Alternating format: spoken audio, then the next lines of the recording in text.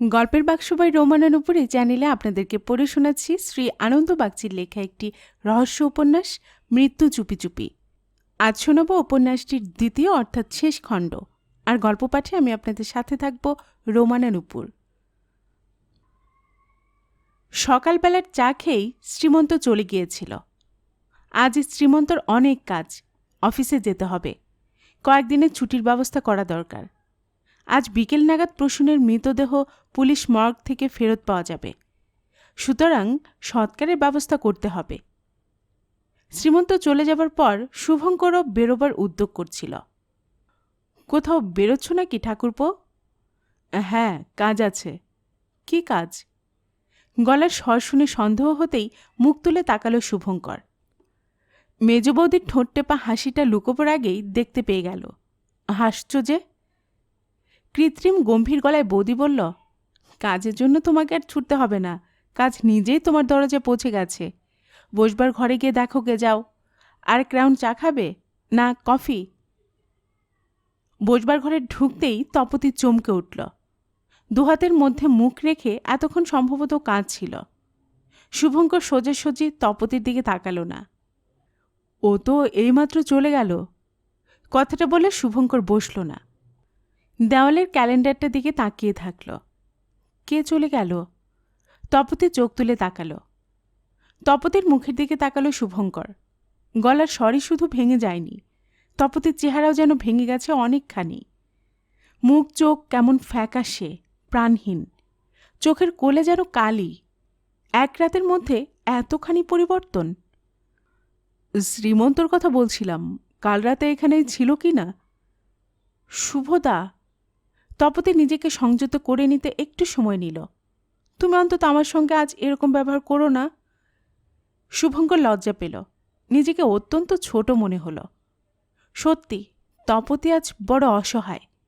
ভেতরে ভেতরে বুঝি ভেঙে টুকরো টুকরো হয়ে গেছে। কাপুরুষ না হলে এ অবস্থায় কেউ আঘাত করতে পারে না। তপতির সোফা থেকে উঠে দাঁড়িয়েছিল মনের আবেগে। শুভঙ্কর সহানুভূতির সুরে বলল, বসো তপু, এ কী চেহারা হয়েছে তোমার? রাত্রে ঘুমোতে পারোনি নিশ্চয়ই। তারপর নিজে বসে ফের বলল, বস, দাঁড়িয়ে রইলি কেন? তুই এসেছিস, ভালোই হয়েছে, নইলে আমাকেই। ও কি? চোখে টলটলে দুফোঁটা জল এসে গিয়েছিল। তাড়াতাড়ি আঁচল দিয়ে মুছে ফেলে সোফার এক কোণে জড়সড় হয়ে বসে পড়ল তপতি। আধা আধি হাসি কান্নায় মেশা গলায় বলল, ও কিছু না। শুভঙ্কর বলল, হ্যাঁ, দ্যাটস রাইট, মনকে শক্ত করতেই হবে।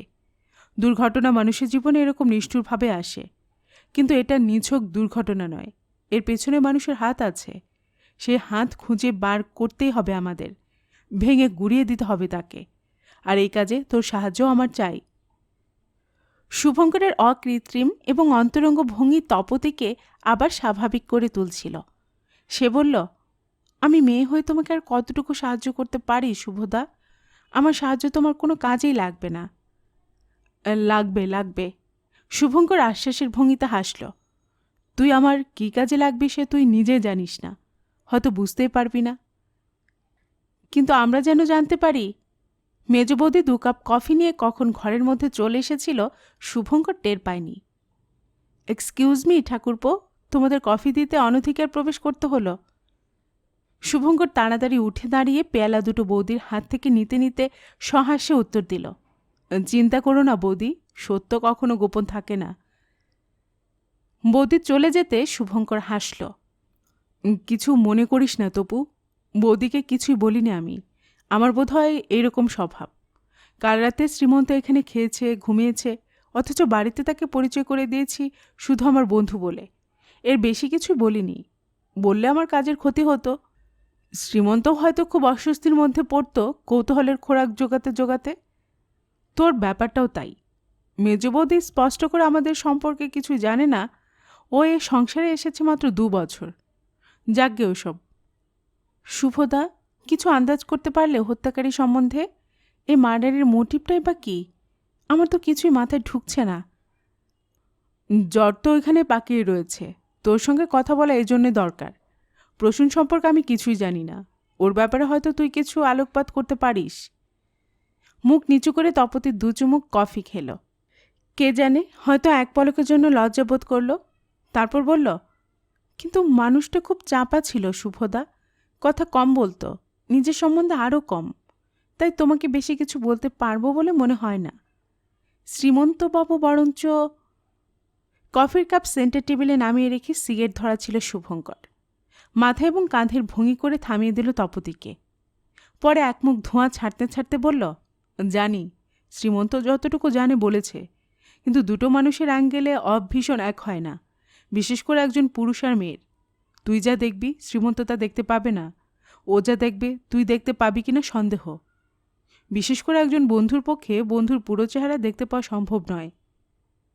বেশ, তো বলো কি জানতে চাও? কিছুদিন থেকে কোনো ভাবান্তর লক্ষ্য করছিলি প্রসূনের আচার আচরণে? কই না। তুই শেষ কবে ওকে দেখেছিস? ওই যে তোমাকে নিয়ে সেদিন ওদের ওখানে বেড়াতে গেলাম, সেই শেষ। আর যাসনি? আচ্ছা, প্রসূনের কোনো নেশা ছিল, আই মিন হবি? তপতি একটু চিন্তা করে বলল, নেশা বলতে সিগারেট, আর কিছু ছিল তো জানি না। অনুরোধ উপরোধে পড়ে কখনো একাট্টু ড্রিঙ্ক করেনি তা নয়, কিন্তু সে তো নেশা নয়। আর হবি বলতে কিছু বলে মনে পড়ছে না। পড়ছে না? শুভঙ্কর সিগারেটের ছাই ঝাঁটতে ঝাঁটতে অন্যমনস্কভাবে ভ্রু কুঁচকাল। অতি তুচ্ছ, অতি কমন এমন কিছু মনে পড়ছে না? যেমন ধর ডায়েরি লেখার হ্যাবিট ছিল, তাই না? ও হ্যাঁ, সেরকম দু একটা তোমাকে বলতে পারি, কিন্তু তার সঙ্গে এই হত্যার কিংবা হত্যাকারী কোনো সম্বন্ধে থাকতে পারে না। তোর কাজ তুই কর, বলে যা। বই কেনা, লটারির টিকিট কেনা, যুদ্ধের সিনেমা দেখতে ভালোবাসা, ফাউন্টেন পেনে নানা রঙের কালি ব্যবহার করা, এইসব বিষয়ে ঝোঁক ছিল। কিন্তু শুভদা, এসবের মধ্যে আর কি রহস্য আছে বলো? শুভঙ্কর অ্যাস্টের মধ্যে জ্বলন্ত সিগারেটটা টিপে নেভাতে নেভাতে বলল, এখন অন্তত কিছু রহস্যের গন্ধ পাওয়া যাচ্ছে না। আচ্ছা তপতি, কিছু মনে করিসনি, একটা কথা বলবো? প্রসূনের আর কোনো ঘনিষ্ঠ বান্ধবী ছিল জানিস? বান্ধবী? ঘনিষ্ঠ বান্ধবী? থাকলে ও নিশ্চয়ই আমাকে বলতো। ও চাপা ছিল শুভদা, কিন্তু এই একটা বিষয় ওর খুব বিবেক বোধ ছিল। কিন্তু আমি জানতে পেরেছি একটি মেয়ে ওর কাছে মাঝে মধ্যে আসতো। তপতি চুপ করে রয়েছে দেখে শুভঙ্কর নরম গলায় বলল, আহা, এটা কিছু গুরুতর ব্যাপার নিশ্চয়ই নয়। বান্ধবী বা প্রেমিকা ছাড়াও কত মেয়ে কত স্বাভাবিক প্রয়োজনে আমাদের কাছে আসতে পারে। প্রসূনের কাছেও সেই রকম দরকারে কেউ হয়তো আসতো। শুধু একটু অস্বাভাবিক ঠেকছে এই কারণে যে প্রসূন সেই মেয়েটির সঙ্গে শ্রীমন্তকে কখনো পরিচয় করে দেয়নি। তপতি বলল, একটি মেয়ে ওর কাছে কখনো সখনো আসতো আমি জানি। শুভঙ্কর অবাক চোখে তাকালো। তুই জানিস? দেখেছিস তাকে? না, ওই আমাকে বলেছিল পরে ওর সম্বন্ধে আমাকে সব বলবে। এখনও নাকি বলার সময় আসেনি। তবে মেয়েটির সঙ্গে যে ওর কোনো সম্পর্ক নেই সে কথা পরিষ্কারই বলেছে। মেয়েটার নাম কি? কোথায় থাকে জানিস? কোথায় থাকে জানি, তবে ঠিকানা নয়, আর নামও জানি না। শুনেছি দক্ষিণেশ্বরে ওর বাড়ি। ইতস্তত করে শুভ বলে, শোন তাহলে, প্রসূনের ঘরে আমি একটা রূপোর কাঁটা কুড়িয়ে পেয়েছি। মাথার কাঁটা? হ্যাঁ, সেই সঙ্গে টাটকা ফুল, খোপায় গোজা ফুল, যতদূর মনে হয়। জল ভরা চোখে তপতি বলল, আমাকে সন্দেহ করছো শুভদা? জেনে রাখো, মাথায় রূপোর কাঁটা আমি জীবনে ব্যবহার করিনি। খোপায় ফুল গোজাও আমার স্বভাবের বাইরে। বলেই তপতি উঠে দাঁড়িয়ে দ্রুত পায়ে ঘর থেকে বেরিয়ে গেল। শুভ পেছন থেকে ডাকল, তপতি, তপতি, পাগলামি করো না, শোনো। এই যে স্যার, আপনাকে খুঁজছিলাম। থানার ওসি শুভকে দেখে অভ্যর্থনা জানালেন। আসুন আসুন। নতুন কোনো খবর আছে? ওসির মুখোমুখি একটা চেয়ার টেনে বসল শুভ। সেই জন্য তো আপনাকে খুঁজছি। আপনার কথা মতন প্রসূনবাবুর ভাগ্নের খোঁজ চালিয়েছিলাম হাবড়ার থানা মারফত। খোঁজ মিলেছে। কোথায় আছে শ্রীমান? আজকের মধ্যেই কন্ট্যাক্ট করতে পারলে ভালো হতো। স্বচ্ছন্দে। আপনি স্যার ইচ্ছে করলে এখনই কথা বলতে পারেন। কোথায় সে? লকআপে। আজ সকালে অ্যারেস্ট করে এনেছি। কৃতিত্বের হাসি হাসলেন ওসি। এত তাড়াতাড়ি যে কেসটার মীমাংসা হয়ে যাবে ভাবতেই পারিনি। বলেন কি, একেবারে অ্যারেস্ট করে এনেছেন? কিসের অপরাধে? আপনি ঠাট্টা করছেন স্যার? ওই ছোকরা ছাড়া প্রসূনবাবুকে কে হত্যা করবে? মোটিভ? কোনো প্রমাণ আছে আপনার হাতে? মোটিভ তো অতি পরিষ্কার। ইনশিওরের মোটা টাকা ওর হাতে আসবে। আজকালকার বেকার ছোড়াদের মেজাজ তো জানেন, পান থেকে চুন খসলে মাথায় খুন চেপে যায়। লাস্ট টাইম হিজের কথাও ছোকরা স্বীকার করেছে। কিন্তু ও যে প্রসূনকে খুন করেছে সেটা তো প্রমাণ করতে হবে। Why should I? ওকে প্রমাণ করতে হবে যে ও খুন করেনি। করুক প্রমাণ। কেস এমন সাজাবো যে চোখে সর্ষে ফুল দেখবে। তখন দাওয়ায় পড়লে আপনি কবুল করবে। কত ঝানু ক্রিমিনালকে দেখলাম, ও তো শিশু। নিন স্যার, চুরুট খান। ক্লাস চুরুট, খাঁটি বর্মা থেকে আমদানি। থ্যাঙ্কস, চুরুট আমার সহ্য হয় না, বলে পকেট থেকে সিগারেট বের করল শুভঙ্কর। কিন্তু আমি ভাবছি একটি নিরীহ ছেলে না শেষ পর্যন্ত আপনার ফাঁসি কলে ঝুলে যায়। কেস সাজাবার আগে আর একটু খোঁজখবর নিন। নিরীহ? ওই ছোকরা নিরীহ? ওকে কিভাবে গ্রেপ্তার করেছে যদি জানতেন। আমাদের একজন কনস্টেবলকে তো শেষ করে দিয়েছিল আরেকটু হলে। সাগরডাঙ্গা কলোনির কাছে একটা বাড়ি যখন রেড করি, হরিপদ তখন নেশায় চুর। তার সাঙ্গপাঙ্গর অবস্থা সেই রকম। কিন্তু পুলিশের গন্ধ যেই পেয়েছে অমনি ফনা তুলেছে। ড্যাগার আর পাইপ গান নিয়ে ঝাঁপিয়ে পড়েছিল। হাত পায়ে স্টেডি ছিল না, তাই রক্ষে। এদের নিরীহ বলা যায় স্যার? আইসি। আরও আছে স্যার। হাবড়ায় যার বাড়ি, সে দুদিন যাবৎ দুর্গাপুরে বসে কি করছিল বলতে পারেন? হাবড়া থানায় ইনফরমেশন নিয়ে আমাকে জানালো শ্রীমানের বাড়ির লোককে বলেছে উনি গতকাল দুর্গাপুরে গেছেন মামার সঙ্গে দেখা করতে। অথচ রিপোর্ট এই, কাল বিকেল পর্যন্ত হরিপদকে শর্ট রোডের বাংলোয় আসতে দেখা যায়নি।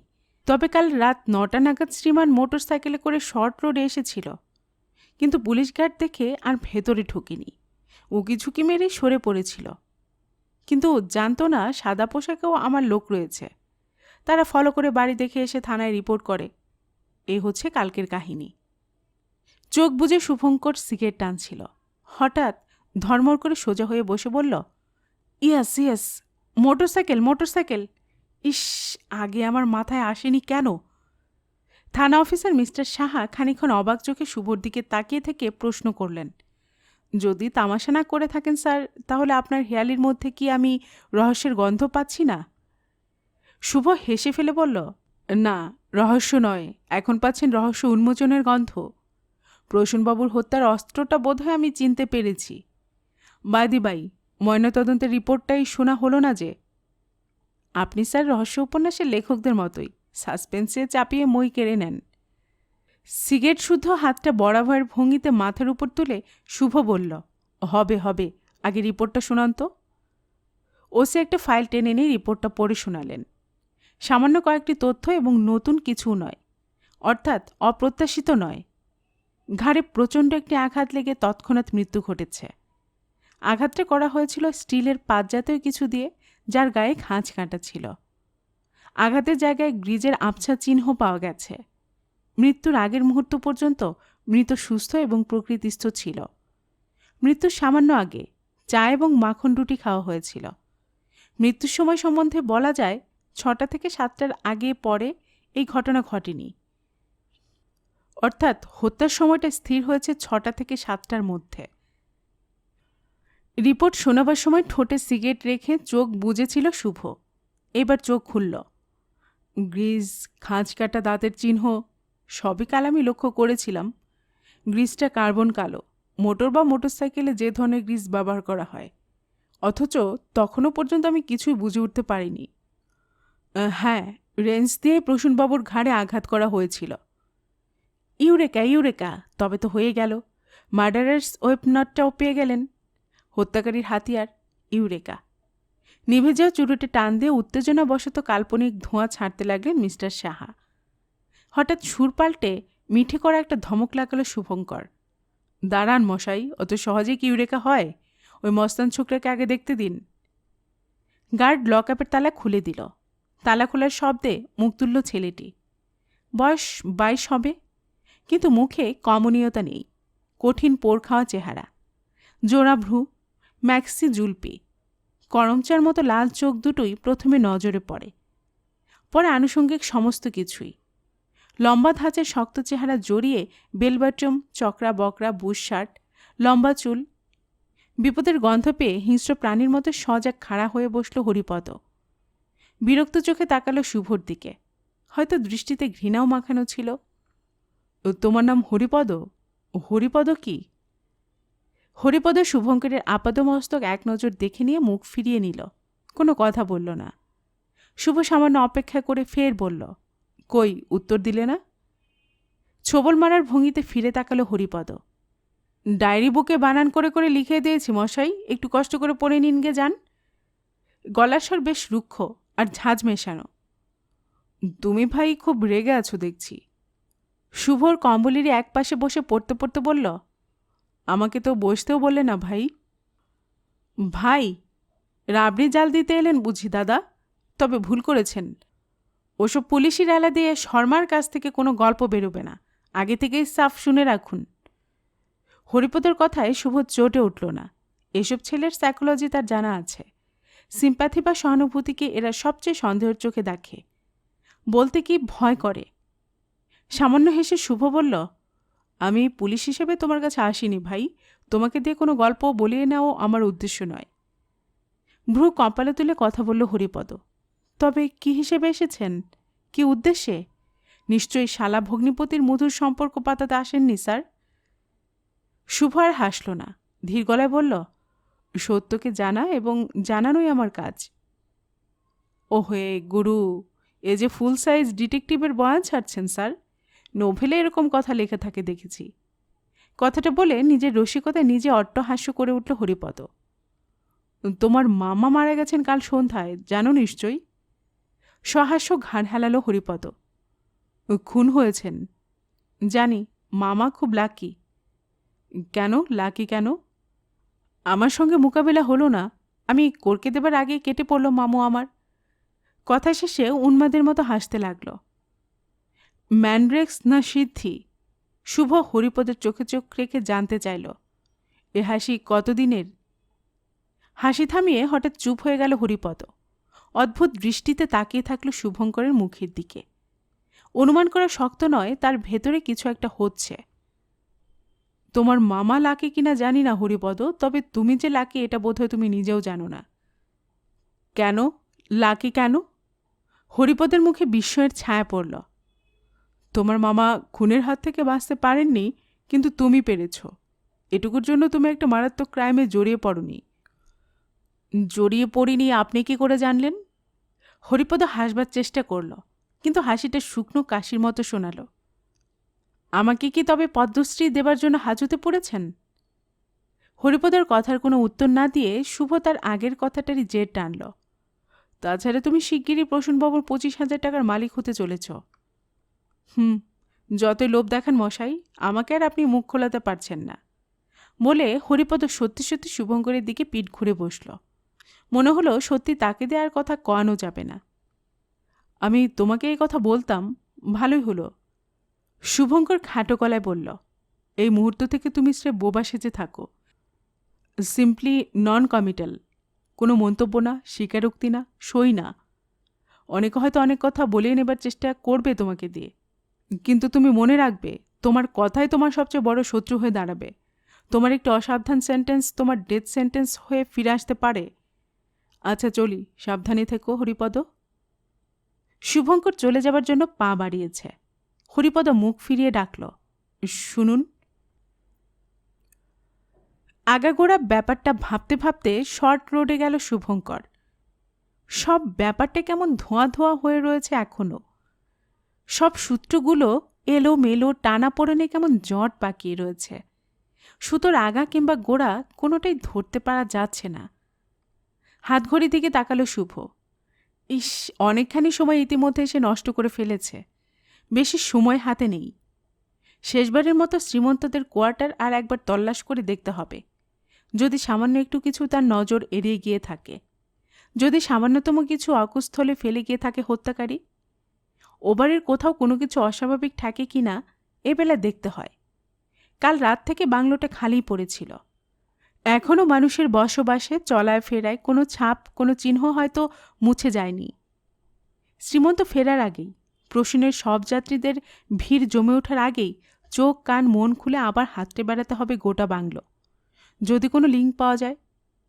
ডুপ্লিকেট চাবি নিজের কাছেই রেখে দিয়েছিল কাল থেকে। আপনা থেকে হঠাৎ হাসি এসে গেল শুভঙ্করের ঠোঁটে। অপরাধের জায়গায় কেবল অপরাধীকে দ্বিতীয়বার ফিরে আসতে হয় না, অপরাধীর পার্টনারকেও আসতে হয়। গত সন্ধ্যার কথা শুভর মনে পড়ার সঙ্গে সঙ্গেই দেখা দৃশ্যগুলো পরপর সিনেমার শটের মতো চোখের ভেতর লুকোনো কোনো পর্দায় ভেসে উঠতে লাগল। চাবি দিয়ে ডোর ল্যাচ খুলে বসবার ঘরে ঢুকতে ঢুকতেই শুভঙ্করের পুরনো ছবি দেখা হয়ে গেল।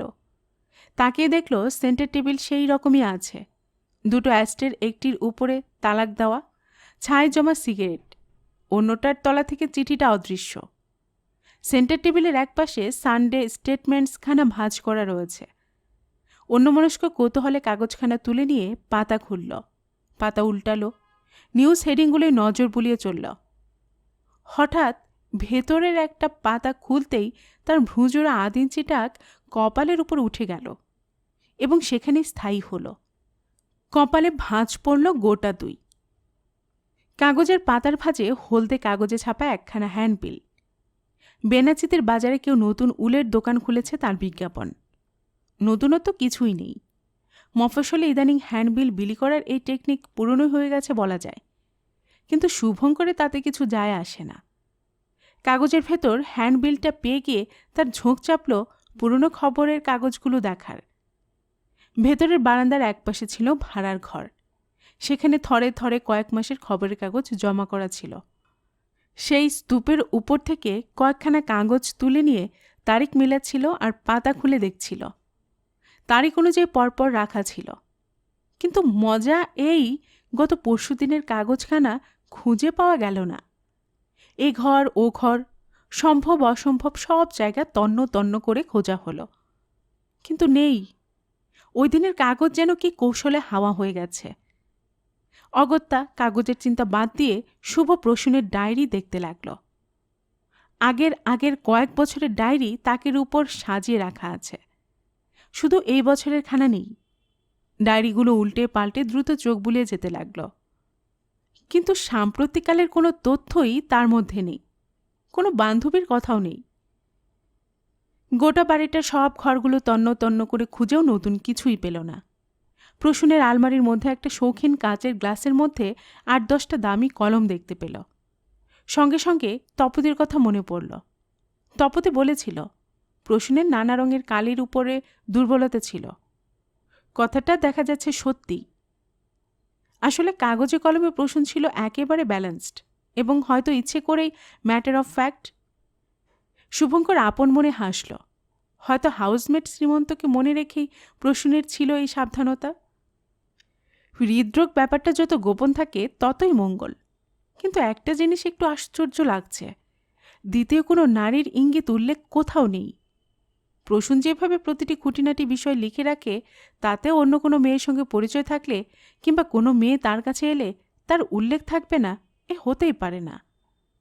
অবশ্য একটা পসিবিলিটি আছে, মেয়েটির সঙ্গে হয়তো খুব বেশি দিন আলাপ হয়নি, হয়তো এ বছরের আগে সাক্ষাৎকার হয়নি তার সঙ্গে। ফিরে আসার মুখে হঠাৎ বসবার ঘরে ঢুকে বিস্মিত শুভঙ্কর দাঁড়িয়ে পড়ল। ঘরের একপাশে দেয়ালের ধারে একটা ছোট্ট প্রাণী মুখটা উপর দিকে করে পেছনের 2টি পা আর লেজে ভর দিয়ে দাঁড়িয়ে আছে। এক পা এগিয়ে প্রাণীটাকে শনাক্ত করতে পারল, একটি হৃষ্টপুষ্ট সাদা ইঁদুর। শুভ অবাক হল, সাদা ইঁদুর এ বাড়ির মধ্যে কি করে এলো?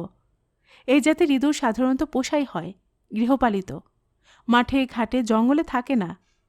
লোকে নেংটি ইঁদুরের উৎপাত দূর করার জন্য এদের পুষে থাকে। হাত বাড়িয়ে ইঁদুরটাকে ধরতে যেতেই সেটা ছুটে পালালো, করিডোরে বেরিয়ে উল্টো দিকে স্টোর রুমে ঢুকে পড়ল। কিন্তু সুইচ বোর্ডের আশেপাশে ওপরে নিচে কোথাও কিছুই চোখে পড়ল না। ইঁদুরটা তাহলে এখানে কি করছিল? কিছু একটা করছিল নিশ্চয়ই, কিন্তু কি সেটা? পকেট থেকে একটা শক্তিশালী ম্যাগনিফাইং গ্লাস বের করে হাঁটু মুড়ে বসে পড়ল। শুভঙ্করের কপালে একটা রেখা ফুটে উঠল। দেওয়ালের গায়ে ইঁদুরের সামনের পায়ের আবছা ছাপ রয়েছে। ছাপগুলো একদিনের নয়, কেননা কোনোটি তেলাপায়ের, কোনোটা বা ছাই বা ময়দা জাতীয় কিছুর। দেওয়ালের তলার সিমেন্টের বর্ডারের গায়ে ছাপগুলো প্রায় একই জায়গায়। ওখানে বসেই ওপরের দিকে মুখ তুলল শুভঙ্কর। সঙ্গে সঙ্গে তার মগজের মধ্যে বিদ্যুৎ শিহরণ খেলে গেল। বেনাজিটি বাজারের মধ্যে ঘুরে বেড়াচ্ছিল শুভঙ্কর। হঠাৎ একটা মনোহারী দোকানে চোখ পড়তেই দাঁড়িয়ে পড়ল। সেকেন্ড কয়েকের অনিশ্চয়তার পরেই পরিষ্কার মনে করতে পারল এই মুখ সে কোথাও দেখেছে। এই অপ্রত্যাশিত সৌভাগ্যে সে খুশি না হয়ে পারল না। দ্রুত পায়ে এগিয়ে গিয়ে লোকটার হাত চেপে ধরল শুভ। এই যে বাবা রামচন্দ্র, শেষ পর্যন্ত আমার হাতে ধরা পড়লে। বেজায় চমকে গিয়ে লোকটা শুভর মুখের দিকে তাকাল। শুভকে মাত্র একদিন ঘণ্টাখানেকের জন্য দেখলেও বিলক্ষণ মনে ছিল রামের, কারণ পুলিশকে কে না মনে রাখে। সেদিন তপতী দিদিমণি নিজে মুখে বলেছিল, দেখো বাবা রামচন্দর, চাটা যেন ভালো হয়, পুলিশ সাহেব আবার কড়া লোক, চা খারাপ হলেও ওনার মেজাজ খাপ্পা হয়ে যায়। চিনতে পেরেই কালো মুখখানা প্রথমে বেগুনি, পরে ফ্যাকাশে হয়ে গেল। প্রায় কোকিয়ে উঠল রামচন্দ্র। বিশ্বাস করুন স্যার, ঘড়ি আমি নেই নাই। ঘড়ির উল্লেখ ঠিক ধরতে পারল না শুভঙ্কর, কিন্তু সেটা বুঝতে না দিয়ে শুধু বলল, নিয়েছ কি না সেটা বের করতে বেশি সময় লাগবে না, হাজতে ঢোকালে পেটের কথা সব আপসে বেরিয়ে আসবে। রামচন্দ্র ছোকরা মানুষ, বয়স বেশি হলে 19 কি 20 হবে। ঝরঝর করে কেঁদে ফেলল। সাহেব, আপনার পায়ে পড়ি, ছেড়ে দেন। গরিব মানুষ, বিধবা মা, না খেতে পেয়ে মরে যাবে স্যার। কৌতূহলী মুখে আরও 2-4 জন লোক দাঁড়িয়ে গিয়েছিল। শুভঙ্কর তাদের দিকে ফিরে ঠান্ডা গলায় বলল, কিছু হয়নি, আপনারা নিজের কাজে যান। তারপর রামের হাতটা ছেড়ে দিয়ে নরম গলায় বলল, ভয় নেই, কিছু করব না, আয় আমার সঙ্গে। একটু তফাতে নিয়ে গিয়ে শুভঙ্কর বলল, আমাকে যদি সব খুলে বলিস তোর কোনো বিপদ হবে না, কথা দিলাম। নিজেকে খানিকটা সামলে নিয়ে রামচন্দ্র শুভঙ্করের নানা প্রশ্নের জবাবে ভেঙে ভেঙে যে কাহিনী জানালো তা জুড়লে এরকম দাঁড়ায়।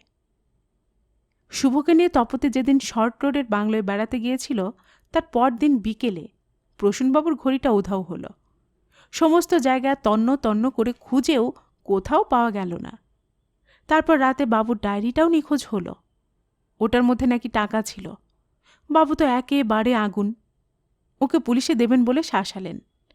ভয়ে রাম চুপচাপ পিঠ টান দিল ওখান থেকে। কদিন অনেক কষ্টে কাটাবার পর বেনাচিটি বাজারের কাছে একটা বাড়িতে কাজ পেয়ে বেঁচে গিয়েছিল। এবার বুঝি সে চাকরিও যায়। সে চোর একথা যদি প্রচার হয়ে যায় তো কোথাও আর কাজ জুটবে না। শুভ আরও 2-5টা প্রশ্ন করে তার জ্ঞাতব্য মোটামুটি জেনে নিল। তারপর একখানা 5 টাকার নোট বকশিস করে ওকে বিদায় দিল। রাম হেসে কেঁদে পায়ের ধুলো নিয়ে অদৃশ্য হল। শুভকে দেখেই সাহা অভ্যর্থনা জানালেন, আরে আসুন স্যার, এত ঘন ঘন পায়ের ধুলো, কি সৌভাগ্য আমার। নিজের পকেট থেকে সিগারেট অফার করতে করতে শুভ প্রশ্ন করল, তারপর কেস কদ্দূর গড়ালো, আর কিছু ক্লু টু পাওয়া গেল? ওটা তো ফিক্স আপ হয়ে আছে, এখন শুধু কাগজপত্র তৈরি করা। ক্রিমিনালকে তো চালান দিয়ে দিয়েছি। বলেন কি, হরিপদকে? তাছাড়া আর কটা হত্যাকারী আছে আমাদের হাতে। আর ইউ শিওর হরিপদ এ কাজ করেছে? কোনো ভুল নেই। স্টেটমেন্ট দিয়েছে? স্বীকার করেছে কিছু? খাঁটি বাস্তু ঘুঘু, এক অক্ষরও ওকে দিয়ে কবুল করানো যায়নি। দারুণ সামলে নিয়েছে ছোকরা। ওর এখন এক কথা, আমি নির্দোষ, আমার যা কিছু বলবার লয়ার মারফত আদালতে বলবো। অথচ প্রথম যখন ধরা পড়ল তখন নার্ভাস হয়ে উল্টোপাল্টা কথা কয়েছে। হলো কি বলুন তো? নিশ্চয়ই পেছনে লোক আছে, মদত জোগাচ্ছে, তাই না? সন্দিগ্ধ চোখে তাকালেন। অসম্ভব নয়। তাতে আমার কাজকলাটি এসে যায়। আমার হাতে যে প্রমাণ আছে, ওকে ফাঁসি কাঠে লটকানো কিছু কঠিন কাজ হবে না আমার পক্ষে। কিন্তু যদি উল্টো ঘটনা ঘটে যায়? শুভ সিগারেটের ধোঁয়ার ভেতর দিয়ে হাসল। যদি দেখা যায় হত্যাকারী সম্পূর্ণ আর এক ব্যক্তি, হত্যার সঙ্গে হরিপদর কোনো যোগ নেই? আপনিও শেষে উল্টো গীত গাইতে শুরু করলেন। Yes, you will have to face the music. Shubhankar হাসল। কিছু উল্টো প্রমাণ না পেলে কি আর আমি এসব কথা বলছি? বাই বাই, আমি আপনার কাছে অন্য প্রয়োজনে এসেছিলাম। অ্যাট ইউর সার্ভিস, বলুন। মৃতের কাছে যে জিনিসগুলো পাওয়া গিয়েছিল সেগুলো আরেকবার দেখব। আপনাকে দেখাতে কোনোই অসুবিধে নেই, বক্স করে রেখেছি। জিজ্ঞাসার ভঙ্গিতে ভ্রু নাচাল। কিন্তু ব্যাপার কি বলুন তো? কিছু না, সামান্য একটু খটকা। অর্ধদগ্ধ সিগারেটটাকে ছাইদানির মধ্যে টিপে নেভাতে নেভাতে বলল শুভ, আমাকে শ্রীমন্তবাবুর লেখা সেই ছোট্ট চিঠিটা আর জখম হাতঘড়িটা দেখালে চলবে। আর হ্যাঁ, প্রসূনবাবুর কোটের পকেটে পাওয়া সিগারেটের প্যাকেটটাও বের করবেন। অন্যমনস্ক শুভঙ্কর লম্বা লম্বা পা ফেলে তপতিদের বাড়ির দিকে এগুচ্ছিল। এমন সময় শ্রীমন্তই প্রথম ওকে দেখতে পেয়ে পাবলিক বাসের জানলা থেকে ডাকল, আরে শুভঙ্কর বাবু যে, দাঁড়ান আসছি। মাঝপথে বাসটাকে কোনো ক্রমে দাঁড় করিয়ে শ্রীমন্ত নেমে এলো। উল্টো দিকে যাচ্ছিল সে। বলল, আরে মশাই, দুদিন যার দেখাই নেই, কি ব্যাপার? সময় পাচ্ছি না, খুব ব্যস্ত। হাসল শুভঙ্কর। তাছাড়া আর মায়া বাড়িয়ে লাভ কি? কেন কেন? ঈষৎ সন্দিগ্ধ চোখে তাকালো শ্রীমন্ত। এই সপ্তাহ শেষেই শিলিগুড়ি চলে যাচ্ছি, অর্ডার এসে গেছে। দাঁতের জিভ ঠেকে দুঃখজনক শব্দ করে বলল শ্রীমন্ত। ইস, বলেন কি? হ্যাঁ, শুভঙ্কর বলল, যেতে যখন হবেই। এদিকে শুনেছেন তো, ভাগ্নে চন্দনী নাটের গোড়া পুলিশ কেঁচো খুঁড়তে সাপ বের করে ফেলেছে। গপ্পের বইতে পুলিশকে যতখানি ফুলিশ করে আঁকা হয়, বাস্তবে কিন্তু ঠিক তার উল্টো। কি বলেন? তাছাড়া পকেট থেকে সিগারেটের প্যাকেট বের করে বলল, নিন, একটা বিদেশি সিগারেট খান। যা বলছিলাম, এই মিস্টার সাহা লোকটি খুব করিতকর্মা। ইতিমধ্যে ক্রিমিনালটাকে জেল হাজতে চালান করে দিয়েছেন, কেসও তৈরি করে ফেলেছেন। সিগারেটটা ধরিয়ে নিতে নিতে শুভ বলল, হ্যাঁ মশাই, প্রসূনবাবুর ঘড়ি খোয়া গিয়েছিল, আমাকে তো কই বলেননি। আপনি কি করে জানলেন? অবাক হয়ে তাকালো শ্রীমন্ত। বলিনি তার কারণ ঘড়ি সত্যি সত্যি চুরি যায়নি, পাওয়া গিয়েছিল। আর সেই ঘড়িটার মৃত্যুর সময় প্রসূনের হাতে বাঁধা ছিল, দেখেননি? তা বটে। শুভর যেন মনে পড়ল দৃশ্যটা। রামচন্দ্র তাহলে নিয়ে ভাগেনি? আরে না না, ঘড়িও ও নেয়নি, বাথরুমের তাক থেকে খুঁজে পাওয়া গিয়েছিল। কিন্তু টাকা শুদ্ধ ডায়েরিটা রামে বগল দাবা করেছিল, তাতে সন্দেহ নেই। আরও একটা কথা আপনি আমাকে বলেননি কিন্তু। কি কথা? প্রসূনবাবুর হবে ছিল সাদা ইঁদুর পোষা। কই, একথা তো বলেননি কখনো। সাদা ইঁদুর তো পুষেছিলাম আমি, প্রসূন বরং দু চোখে দেখতে পারত না। একদিন ওর কোটের পকেটে ঢুকে বসেছিল ইঁদুরটা। কারখানায় পৌঁছবার আগে টেরই পায়নি ও। সাদা ইঁদুরের উপর ভীষণ রাগ ছিল ওর। আমিও তাই ইঁদুরটাকে বিদায় করে দিয়েছি। কিন্তু জানলেন কার কাছে? বৈঠকখানায় বসে তপতে ওর এক বান্ধবীর সঙ্গে গল্প করছিল। শুভকে দেখতে পেয়ে চেঁচিয়ে উঠল, একটা দারুণ সুখবর আছে। শুভ মুচকি হেসে বলল, কার, তোমার না আমার? ঠাট্টা নয় শুভদা, শুনলে তোমার পিলে চমকে যাবে। যাক, তবু বলেই ফেলো। শ্রীমন্তবাবু রাতারাতি বড়লোক হয়ে গেলেন। বলো কি, এই একটু আগেই তো ওর সঙ্গে দেখা। কই, কিছু পরিবর্তন হয়েছে বলে তো মনে হলো না। রোলস কিংবা ক্যাডিল্যাক নয়, স্রেফ স্টেট ট্রান্সপোর্টের একখানা ঝরঝরে বাসে চেপে যাচ্ছিলেন। এরপর থেকে আর যাবেন না। এই দেখো। বান্ধবীর হাত থেকে খবরের কাগজটা টেনে নিয়ে একটা পৃষ্ঠা খুলে দেখালো। পশ্চিমবঙ্গ রাজ্য লটারি সাম্প্রতিক খেলায় প্রথম পুরস্কার বিজয়ীর নাম ছাপা হয়েছে, ঠিকানা সহ। শ্রীমন্ত ঘোষ একেবারে 1.5 লাখ টাকা পেয়ে গেছেন। কয়েক মুহূর্তের জন্য শুভঙ্কর যেন বোবা হয়ে গেল। নিজের চোখে সে বিশ্বাসই করতে পারছিল না। তপতির বান্ধবী চোখে অর্থপূর্ণ কটাক্ষ ছুঁড়ে, আচ্ছা চলি, তোরা গল্প কর, বলে চলে গেল। তাও শুভঙ্কর বুঝি খেয়াল করল না। কি গো, আছো না গেছো? মুখে আঁচল চাপা দিয়ে হেসে উঠল তপতি। সম্বিত ফিরে পেয়ে শুভঙ্কর বলল, না, হাসি না। তবে কি কান্না? আহ, আমি অন্য কথা ভাবছি। নাকামি ভরা গলায় তপতি সুর করে বলল, সেটা এমন কি কথা শুভদা? যাবার আগে আমার ফেয়ারওয়েলটা ভালোই হবে। শুভঙ্করের গলাটা বাষ্পাচ্ছন্ন শোনাল। শুধুই খাওয়াচ্ছে না, সঙ্গে উপহার টুপহারও দেবে। তপতি হঠাৎ থমকে গেল। তার চটুলতা আর চোখের হাসি নিমিষে ভ্যানিশ। কেমন ব্যথিত চোখ তুলে তাকিয়ে বলল, কোথায় যাচ্ছ তুমি? শিলিগুড়ি আমার পোস্টিং হয়েছে, পরশু পর্যন্ত বোধহয় এখানে আছি। তোমাদের বিয়েটা বোধহয় আমি। শুভদা! তপতি হঠাৎ এমন তীক্ষ্ণ চিৎকার দিয়ে উঠবে শুভ বোধহয় স্বপ্নেও ভাবেনি। ওর চিৎকার শুনে ভেতর থেকে ছোট বোন ছুটে এসেছিল। তারপর শুভকে দেখেই জিভ কেটে পালালো। গলা নামিয়ে তপতি এতক্ষণে ফের কথা বলল। তোমার মতো নির্বোধ এবং নিষ্ঠুর আমি দুজন দেখিনি। তুমি বোধহয় অন্ধ, কিছুই দেখতে পাও না। কেন, কি হয়েছে? তুমি কি বলতে চাও? সত্যি আমি। বুঝবে না, আর বুঝেও কাজ নেই। শুধু দয়া করে যার তার সঙ্গে আমার নাম জুড়িয়ে কিছু বলো না। দোহাই তোমার শুভদা, আমাকে একটু অন্তত অনুগ্রহ করো। তপতির চোখ দিয়ে ঝরঝর করে জলের ধারা নেমে এলো। শুভর কপালে রেখাগুলো গভীর হল। সে নিষ্পলক চোখে তপতির মুখের দিকে তাকিয়ে থাকল। নারী চরিত্র তার কাছে এখনও দুর্বোধ্য। ক্রিমিনাল হাঁ করলেও তার পেটের কথা টের পেতে বিলম্ব হয় না। কিন্তু একটা মেয়ে যখন কথা বলে তখনই বোধ করি সে সবচেয়ে রহস্যময় হয়ে ওঠে। তপতি যে প্রশ্নের বাগদত্তা ছিল এই কথাটা এতদিনে স্পষ্ট করে বুঝতে পারল। শুভ দুঃখিত হল, বলল, I am sorry, very very sorry. Tapati, আমাকে ক্ষমা করিস। তুই যে প্রসূনকেই আমি ঠিক বুঝতে পারিনি। আঁচলে চোখ মুছে নিয়েছিল তপতি, কিন্তু তার ডাগর চোখ দুটোর মণি তখনও করমচার মতো লাল হয়ে আছে। খ্যাপা গলায় তপতি বলল, তুমি ছাই বুঝেছ, তুমি ছাই ডিটেকটিভ। দুমদুম করে পা ফেলে সে ভেতরে চলে গেল। শুভর ডাকে সাড়া দিল না, ফিরেও তাকাল না। শুভর ভেতরটা তখন যন্ত্রণায় মুচড়ে যাচ্ছিল। কিছুক্ষণ চুপ করে দাঁড়িয়ে থেকে চলে যাবার জন্য যেই পা বাড়িয়েছে অমনি কে ডাকল। ফিরে তাকিয়ে দেখল তপতির বোন ললিতা। যাবেন না, বসুন। দিদি জানিয়ে আসছে, যাবেন না কিন্তু। ছটফটি কিশোরী দ্রুত পায়ে আবার ভেতরে চলে গেল। তপতি চা নিয়ে ঘরে ঢুকতেই শুভঙ্কর হাতের খবরের কাগজখানা ওর দিকে বাড়িয়ে ধরে বলল, দেখেছ, দুর্গাপুরের খবর বেরিয়েছে আজ।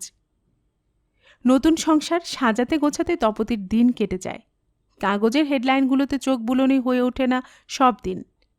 রান্নাবান্না সেরে যেটুকু সময় পায় শুধু জানলা দিয়ে কাঞ্চনজঙ্ঘার দিকে তাকিয়ে থাকে আর শুভঙ্করকে ঘিরে স্বপ্নের জাল বনে। শিলিগুড়ির এই কোয়ার্টারটা ভারী সুন্দর। ঘরে বসেই হিমালয় দেখা যায় দিনটা পরিষ্কার থাকলে। ব্যগ্র হয়ে কাগজের উপর ঝুঁকে পড়ল তপতি। কই, কি লিখেছে? শ্রীমন্ত ঘোষের যাবজ্জীবন সাজা হয়ে গেছে কাল, সেই কথাই লিখেছে। শুভঙ্কর চায়ের চুমুক দিতে দিতে বলল, দেখতে দেখতে কটা মাস কেটে গেছে, কত ঘটনা ঘটে গেছে ইতিমধ্যে। তারপর তপতির মুখের দিকে তাকিয়ে মুচকে হাসল। তোমার লাইফ সেন্টেন্সও বোধ হয় 2 মাস পূর্ণ হতে চলল। তপতি হাসল না। খবরটা পড়া হয়ে গেলে কেমন উদাস চোখে তাকিয়ে থাকলো কিছু সময়। পরে বলল, উফ, ভাবাও যায় না, একটা জলজন্তু খুনির সঙ্গে আলাপ হয়েছিল আমার। এবং ঘনিষ্ঠতা। আয়, বাজে কথা বলো না। আমাকে পর্যন্ত টেনে নিয়ে গিয়েছিলে ওই কোল্ড ব্লাডেড ক্রিমিনালের ডেরায়। ভালোই করেছিলাম, তোমাকে না নিয়ে গেলে এই খুনির কিনারা হতো না।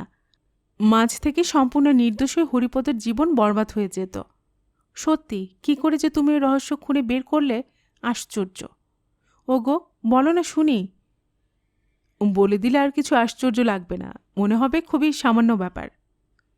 তা হোক, তুমি বলো। তপতি আদুরে গলায় বলে, আমার খুব জানতে ইচ্ছে করছে। তুমি চা খাও, আমি বলছি। শ্রীমন্ত কিভাবে তার বাল্যবন্ধু প্রসূনকে খুন করেছিল এবং নিজের অ্যালিবি সাজিয়েছিল সেই কথাই বলবো। খাপ থেকে চুরুট বের করে একটা ধরিয়ে নিল। এক মুখ ধোঁয়া ছেড়ে বলল, আগে মোটিভ অর্থাৎ খুনের উদ্দেশ্যটা বলতে হয়। কী কারণে অবাল্যের বন্ধুকে সে খুন করতে গেল? ছোটবেলা থেকে প্রসূন লেখাপড়ায় শ্রীমন্তর চেয়ে অনেক ভালো ছিল, মনটাও ছিল খোলামেলা। পড়াশোনা এবং চাকরির জীবনে বন্ধুকে সে বরাবর সাহায্য করে এসেছে। শ্রীমন্ত প্রতি পদে প্রসূনের কাছে ছোট হয়ে গেছে। তার ফলে মনের মধ্যে একটা চাপা অসন্তোষ ছিল। পরে সেটি দানা বাঁধে তোমাকে কেন্দ্র করে। শ্রীমন্তর ধারণা হয়েছিল প্রসূনই ধীরে ধীরে তোমার মন অধিকার করে নিচ্ছে। তাছাড়া তোমাকে পাওয়ার পক্ষে, আহা, উত্তেজিত হও না, কেউ যদি তোমাকে পেতে চায় তুমি কি করবে? শ্রীমন্তর আরেকটা বড় বাধা ছিল, একটা বড় বাধা ছিল। একটা মেয়েকে সে গোপনে বিয়ে করে পালিয়ে এসেছিল। দক্ষিণেশ্বরে মেয়েটির বাড়ি। এক সরকারি অফিসে টাইপিস্টের কাজ করে। অ্যামেচার স্টেজের অভিনেত্রী। বাপ ক্যান্সারে ভুগছে, অনেক কষ্টে নিজের রোজগারে সংসার চালায়। এই মেয়েটি প্রসূনের কাছে কখনো সখনো আসতো, এসে কান্নাকাটি করত। এর কথায় প্রসূন তোমাকে পরে বলবে বলেছিল। শ্রীমন্তকে প্রসূন এই ব্যাপারে চাপ দিচ্ছিল, ফলে প্রসূনকে সহ্য করা ক্রমশ অসম্ভব হয়ে উঠছিল শ্রীমন্তর পক্ষে। তা সত্ত্বেও শ্রীমন্তকে খুন করত কিনা সন্দেহ, যদি না এই সময় একটা বিরাট অঙ্কের টাকা তার নাগালের মধ্যে এসে দাঁড়াত। প্রসূন নিয়মিত লটারির টিকিট কিনত, তুমি জানো, কিন্তু সেটা ঠিক টাকার লোভে নয়। তাই অনেক সময় লটারি খেলা হয়ে যেত, প্রসূনের হুঁশ থাকত না। কিন্তু টিকিটগুলি সে জমা করে রাখত ডায়েরির ফোল্ডের মধ্যে। তুমি আর আমি প্রথম যেদিন ওদের বাংলায় বেড়াতে যাই, সেদিনই পশ্চিমবঙ্গ সরকারের যে খেলাটি হয় তাতে প্রসূনের টিকিট প্রথম পুরস্কার বিজয়ী হয়। পরদিনের কাগজে ফলাফলটা বেরোনোর সঙ্গে সঙ্গে শ্রীমন্ত চোখে পড়ে যায়। ব্যাস, মোটিভ কমপ্লিট। প্রসূনকে সরিয়ে দিয়ে ওই 1.5 লাখ টাকা হস্তগত করে। সেই টাকার কিছুটা অংশ ব্যয় করে দক্ষিণেশ্বরের মেয়েটির একটা স্থায়ী বন্দোবস্ত করে তোমাকে বিয়ে করবে। ভবিষ্যৎ পরিকল্পনাটা এরকমই ছিল শ্রীমন্তর। আগের সন্ধ্যায় তুমি ওদের নিমন্ত্রণ করে আসায় এবং আমি ওদের সঙ্গে করে নিয়ে আসার কথা থাকায় একটা সুবর্ণ সুযোগ পেয়ে গেল শ্রীমন্ত। প্রসূনের মতোই শ্রীমন্ত প্রচুর ডিটেকটিভ উপন্যাস পড়ত। এসব ব্যাপারে মাথা ছিল খুব সাফ। অলস সময় ও বেশ কিছুদিন আগে থেকেই নিশ্চয়ই বন্ধুকে বিনা ঝুঁকিতে সরিয়ে দেবার প্লট ভাঁজছিল। এবার সেটাকে কাজে পরিণত করার সুযোগ এসে গেল। প্রায় বিদ্যুৎ গতিতে অ্যাকশনে নেমে পড়ল। প্রথমে ডায়েরিটা সরিয়ে ফেলল, শুধু টিকিটটা সরালে পাছে প্রসূনের মনে সন্দেহ জাগে, তাই টাকা শুদ্ধ ডায়েরিটা সরিয়ে সন্দেহটা চাকরের ঘাড়ে চাপিয়ে দিল। প্রসূনের হাত ঘড়িটাও সেই সঙ্গে, তবে অন্য উদ্দেশ্যে। দম না পেয়ে ঘড়ি বন্ধ হয়ে গেলে কাঁটা ঘুরিয়ে প্রসূন সেটার তারিখ আর সময় নির্দিষ্ট করে রাখল।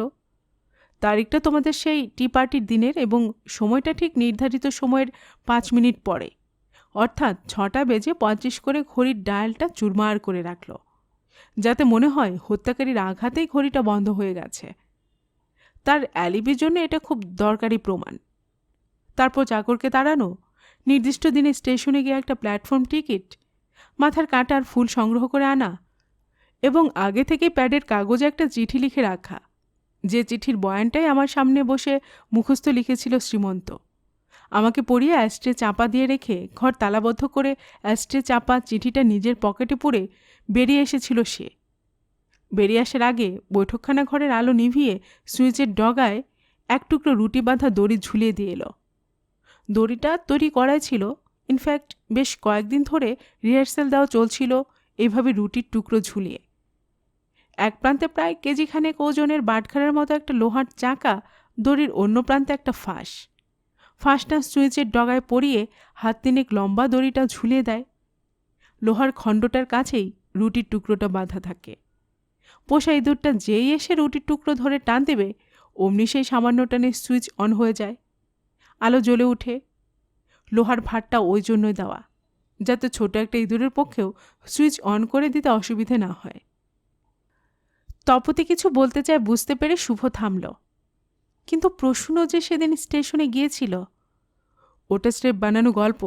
প্রসূন আদৌ বেরোয়নি, বরং সকাল সকাল শ্রীমন্ত স্টেশনের কাজটা সেরে এসেছিল।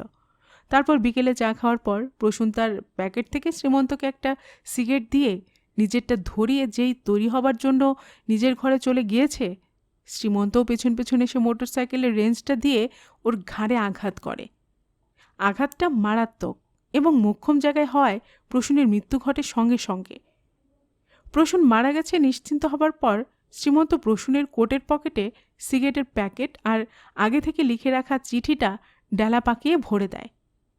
ঘরের চাবি আর মানি ব্যাগটা পকেটে গুজে দেয়। খাটের তলায় ফেলে রাখে মাথার কাঁটা আর ফুলটা, যেন প্রসূন বাইরে থেকে ফিরে বাইরের ঘরের সেন্টার টেবিলের উপর থেকে শ্রীমন্ত লেখা চিঠিটা তুলে নিয়ে পড়ার পর বাজে কাগজের মতো ডালা পাকিয়ে পকেটে ফেলে নিজের ঘরে যায়। সেখানে গিয়ে যেই কোট খুলেছে, অমনি কেউ তার ঘাড়ে আঘাত করে, এমন একটা ধারণা স্বভাবতই তৈরি হলো। এর পরের কাজ সামান্য, আমার আসার অপেক্ষায় পোশাক পরে নিয়ে অপেক্ষা করা। কি সাংঘাতিক! কিন্তু তুমি কি করে ওকে সন্দেহ করলে? কতগুলো সামান্য অসঙ্গতি আমার প্রথমেই চোখে পড়েছিল, কিন্তু তখন কিছু মনে হয়নি। যেমন অ্যাস্ট্রের উপর ইঞ্চিটাকের ছায় জমে নিভে থাকা সিগারেট। কাগজ পড়তে পড়তে কোনো মানুষ সিগারেট নামিয়ে রেখে সেটার কথা ভুলে যায় না। বিশেষ করে সেদিনের কাগজে কোনো ইন্টারেস্টিং খবর ছিল না। বন্ধুকে ছোট্ট একটা নোট লিখে কেউ অন্যকে পড়িয়ে মতামত চায় না। টেবিলে চিঠি পেয়ে আবার সেটা প্রশ্নের পক্ষে পকেটে রাখার কি প্রয়োজন? রাখলেও ডালা পাকাতে যাবে কেন? যে সিগারেটটা তার গায়ের তলায় চাপা পড়ে নিভে গিয়েছিল, সাইজ দেখে বোঝা যায় সেটা সদ্য ধরানো হয়েছিল। বোধহয় দুটো টানও দেওয়া হয়নি। যদি কোনো মেয়ে সে সময় তার সঙ্গে ছিল এবং কোটটা খুলে রেখে প্রসূন তার আলিঙ্গনবদ্ধ হয়েছিল মনে করা যায়, এবং এই জাতীয় কোনো আচরণের সময় মেয়েটার মাথা থেকে কাঁটা এবং ফুলটা মেঝে ছিটকে পড়েছিল এমন হয়, তাহলে পিছন থেকে আঘাত করার সময় ঘড়ির ডায়ালে কী করে চোট লাগবে? প্ল্যাটফর্ম টিকিট ফটকে জমা নেয়নি, এটাও অস্বাভাবিকই লেগেছিল আমার। বিশেষ করে মৃতের জিনিসপত্রের মধ্যে একটা জিনিসের অভাব আমার ভীষণ খটকা লাগিয়েছিল। কি সেটা অনুমান করতে পারো? কলম। যে লোকটা এত কলম ভালোবাসে সে বাইরে গিয়েছিল পকেটে কলম না নিয়ে? এটা কীরকম ব্যাপার? তার পরদিন কাগজটা খুলে দেখতে গিয়ে কাগজের ভাঁজের মধ্যে যেভাবে একখানা হ্যান্ডবিল দেখতে পাই, তাই আমার চোখ খুলে দিয়েছিল। কাগজটা যে আদৌ খোলাই হয়নি। আমি প্রথম সেখানে খুললাম, তাতে আর সন্দেহই থাকলো না। আরেকটা ভুল করেছিল শ্রীমন্ত, আর সেটাও আমার চোখ এড়িয়ে যায়নি। শ্রীমন্তের একটা বিশেষ কলম দিয়েই দুদিনে দুটো চিঠি লিখেছিল। প্রথম চিঠিটা, যেটা মৃতের পকেটে ভরে দেওয়া হয়েছিল, সেটার কালি ছিল নীল, আর আমার সামনে যে চিঠিটা লিখেছিল সেটা কালো কালিতে। ঘড়ির কথা আবার আসি। ডেট পাল্টাতে গিয়েও একটা বড় রকমের ভুল করেছিল সে, যদিও সেটা কারো চোখে পড়ার কথা নয়। রাত 12টার পরে ঘড়ির তারিখ বদলে যায়। যে 6:35 ঘড়িতে দাঁড় করেছিল সেটা বিকেল 6টা নয়, সকাল 6:35। 12টার পর কাঁটা ঘুরিয়ে যেই 6:35 হয়েছে অমনি থেমে গিয়েছে। আরও 12 ঘন্টা কাঁটা ঘোরালে প্রমাণটা নির্ভুল হতো আর কি। কি আশ্চর্য, তোমার চোখে এত পড়ে?